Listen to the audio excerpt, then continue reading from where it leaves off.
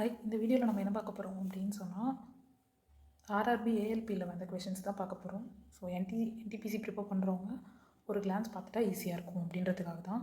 Question வந்து என்னென்னா, the average of the first 25 multiples of 3 is அப்படின்னு கொடுத்துருக்காங்க.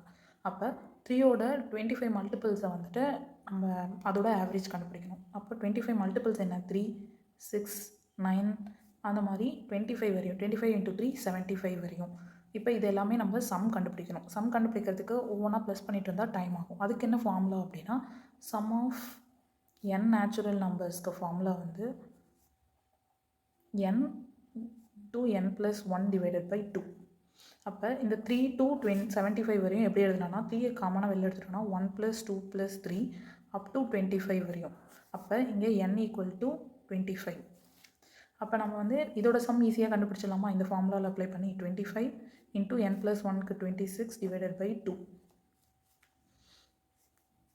அதுக்கப்புறமேட்டு இப்போ 3 இங்கே வந்து மல்டிபிள்ஸில் இருக்கா, அப்போ அதை எப்படி எழுதுவோம், 3 × 25 × 26 / 2. இங்கே ஆவரேஜ், இங்கே வந்து கொஷனில் ஆவரேஜ் கேட்டிருக்காங்க. இப்போ ஒரு சம்மோட ஆவரேஜ் கண்டுபிடிக்கணும் அப்படின்னா, ஒரு 10 நம்பர் இருக்குது, அதோட ஆவரேஜ்னால் அதை வந்து ப்ளஸ் பண்ணி 10ஆல் டிவைட் பண்ணுவோம்.